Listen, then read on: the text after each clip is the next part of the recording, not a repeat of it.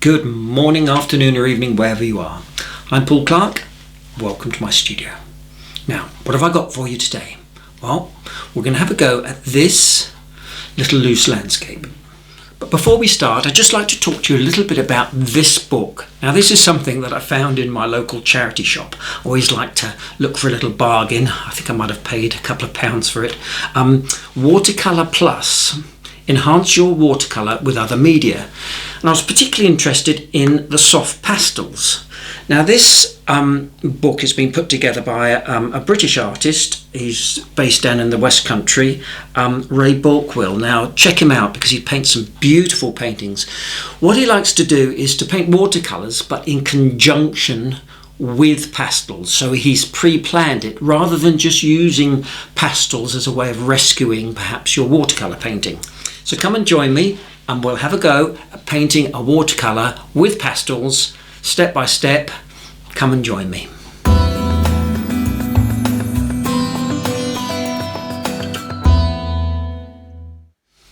Okay, so for the pastels I used, these were fairly cheap. Inscribed pastels, I got them on Amazon. I think they're about £5 UK, 32 colours, nice and bright, and they're square in shape. Now I also have my posh box of Sennelier pastels. Now these are absolutely beautiful and I think they cost me about £120. They're very, very soft, vibrant colours, fabulous to use. You can use oil pastels, but I just find that the soft pastels, the chalk-based pastels, apply much better to watercolour paper. The oil pastels tend to be that little bit sticky and you can't blend them so well. So what I love about the square shape of these pastels is that you can lay them flat on your paper and simply drag them across the painting, picking up the texture of your paper. Next are my pastel pencils. It's important that you don't get these confused with watercolour pencils. They're completely different things. This is a set of 60 by Faber-Castell. Beautiful, colours are lovely. Great selection. And these are just ideal for putting in finer highlights and details.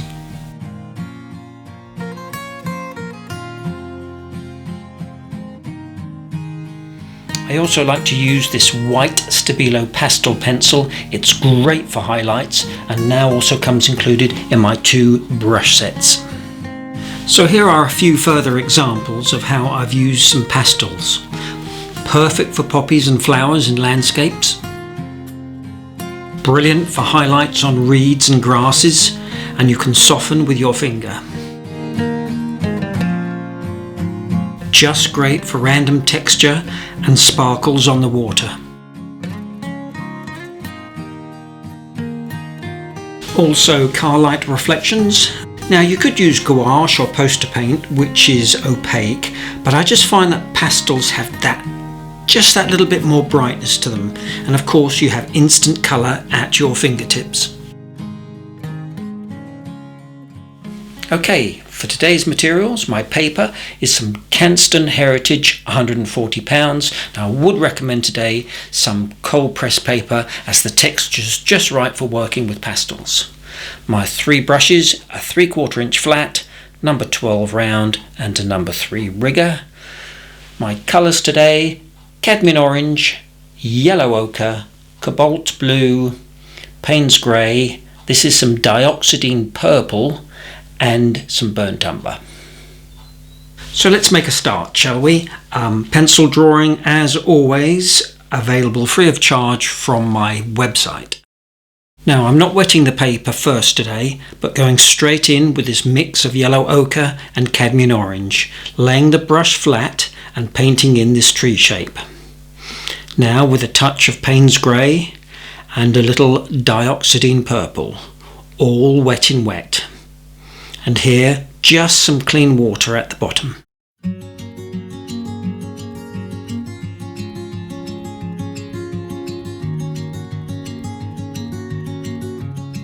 Now there are so many colour mixes today it would be impossible for me to note down each one, so it's a golden opportunity for you to experiment with your mixes. Now I'm using a fairly limited palette today with mainly earth colours of browns and golds. with just that little touch of purple. Just try to avoid using any greens today.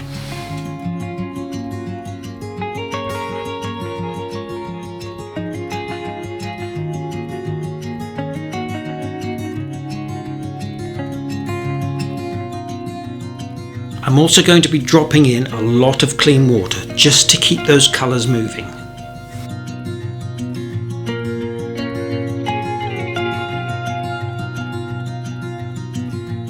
Now here's some Payne's Grey, it's my dark value. Okay, so there's going to be a lot of splatting today, so apron on or a bin liner.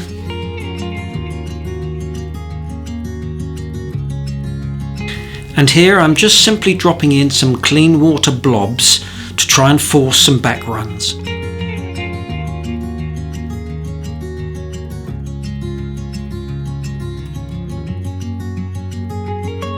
Some screwed up kitchen roll here just to dab out some mottled texture.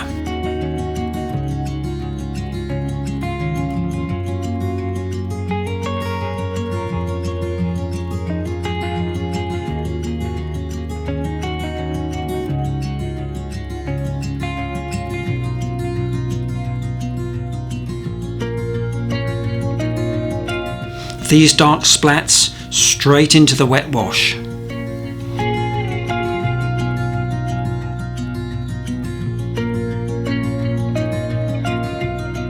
So now we need to let this totally dry, so it's a perfect time for a short break and a nice cafe latte. Too early for booze, even for me. Next, I'm giving this top half here quite a good soak with the spray. I want the water though to be speckled rather than saturated. Then with some Payne's Grey and my number 12, paint in the main branches of the trees.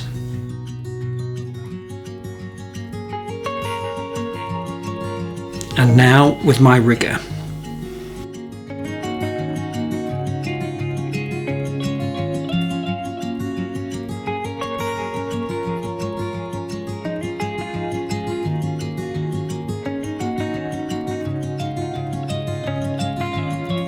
Now I'm spraying it again, just a little bit more to get some more movement.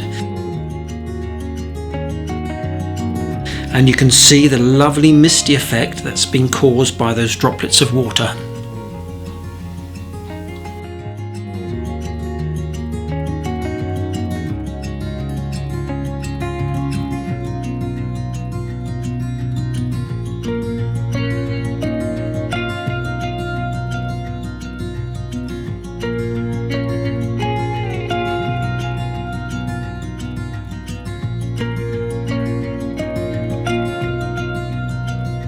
Payne's Grey again for the shadows and creating the contrast above the line of the bridge, and softening again with some clean water.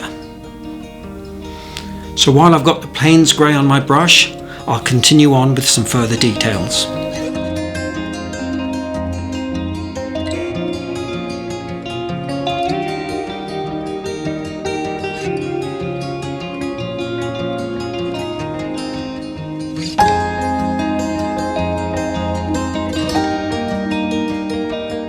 Now for this foreground, I'm continuing on with some dark values, using mainly earthy colours again.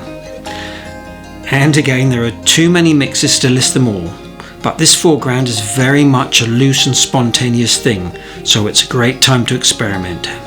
It's one of those approaches you could paint 100 times and each time it would turn out differently. Sometimes there is no formula and you can't plan too much and you just have to rely on instinct, and that comes about with being comfortable with the medium and not being frightened of it, and that will only come with practice and experience. Now the most important piece of advice I can give anyone is never to be afraid of failure. A person who never made a mistake never made anything.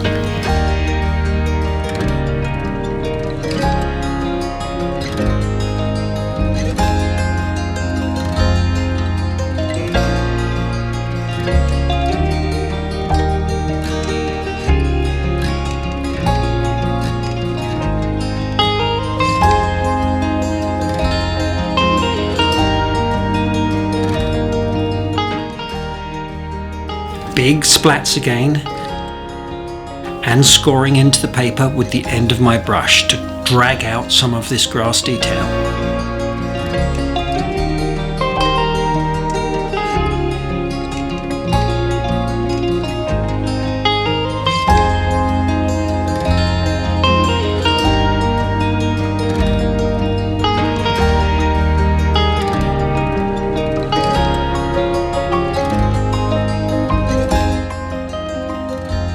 Now just moving on to some details in the buildings.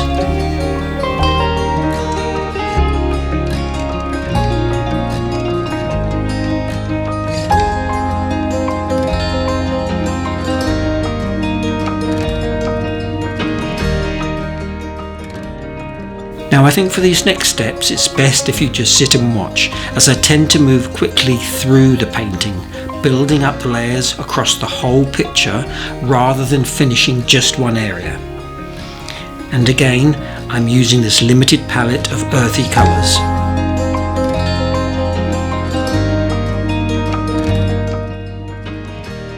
Okay, for these rocks I'm using a plastic card and scraping out the highlights. Now I have a separate video on this technique, link above, if you want to see this in more detail.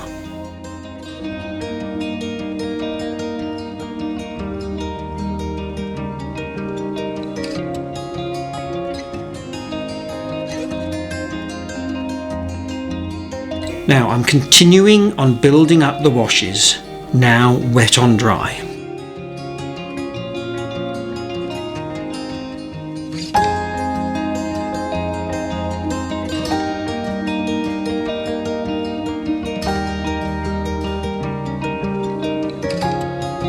Still using my number 12 and some Payne's Grey, I'm putting in some details. Always try and paint these in with one simple stroke if you're trying to get this looser feel to your painting.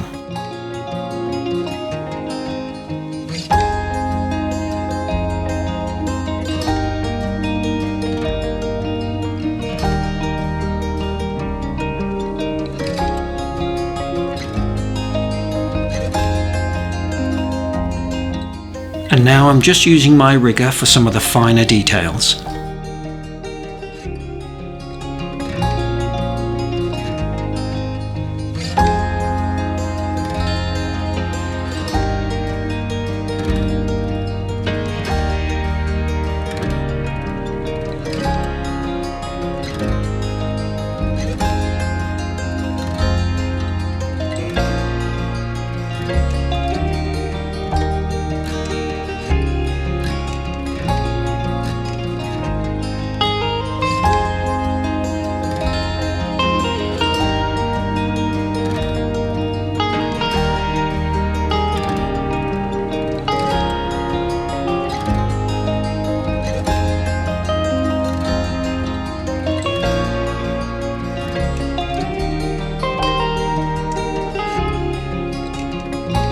Back with my number 12, some more bits and pieces in the foreground here.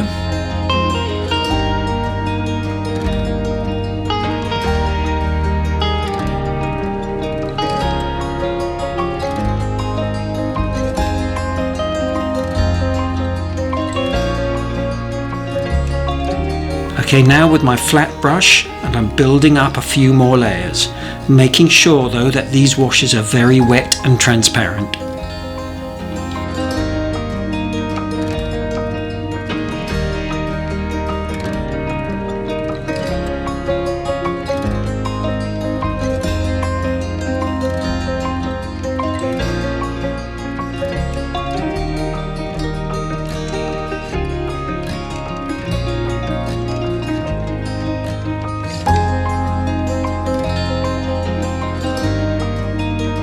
Rigger now for a little work on the bridge and some further details with the Payne's Grey.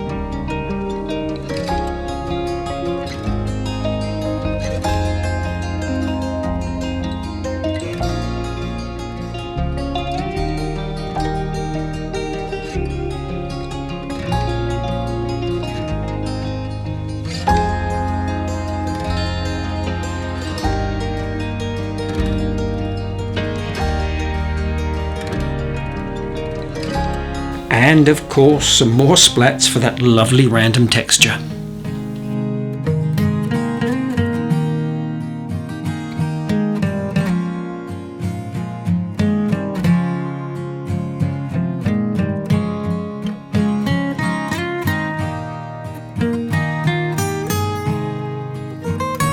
Now this is just a piece of kitchen paper, just slightly damp on the end for softening some of the edges.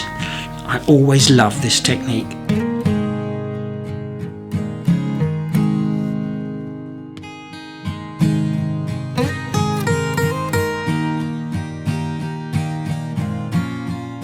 Now the painting does work perfectly well as it is, but we're hopefully going to lift it now with some pastel textures. Here I'm just selecting a mid-grey and simply dragging it lightly across the surface.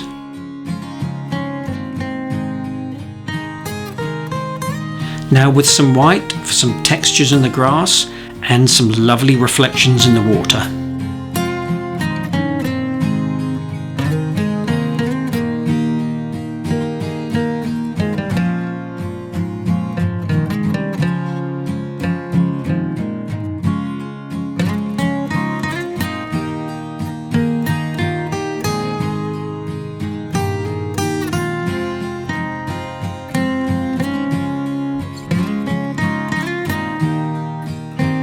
Next with a yellow ochre colour and some more suggestions of vegetation.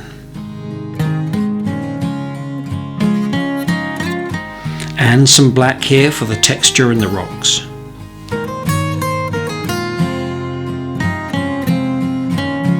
Some orange in the roofs. And how about some pinkish colour for some wild growing thistles?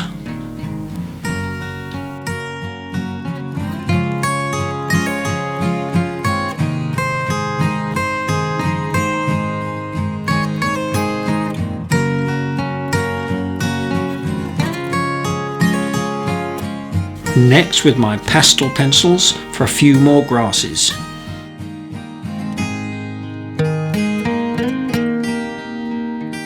And as always, you can blend into and soften some of the hard edges.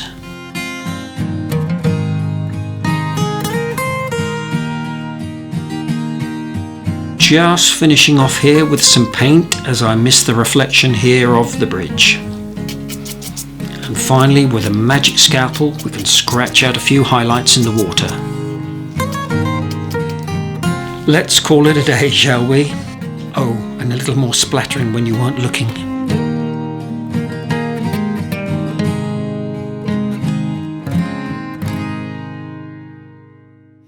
Now, a question you may ask is, do you seal your painting afterwards? Now, I don't tend to, because if I like the picture, it'll go straight into a frame, or it'll go into my drawer between some lining paper. Ooh, didn't hide that very well. So a product you can use is some pastel fixative. All you need to do is just to give it a few light sprays, and that should be enough just to help fix it. Another product you can also use is just some ordinary hairspray. What? Oh, on the paper, right. But whatever you do, don't get them mixed up and spray the fixative on your hair. Well, I hope you enjoyed that as much as I did, and you'll give it a go. It's great fun and it's definitely worth experimenting with. So, thanks again for watching. Please don't forget to do all the normals, like, subscribe, leave a comment, and I look forward to seeing you all again next week. Take care everyone. Bye for now.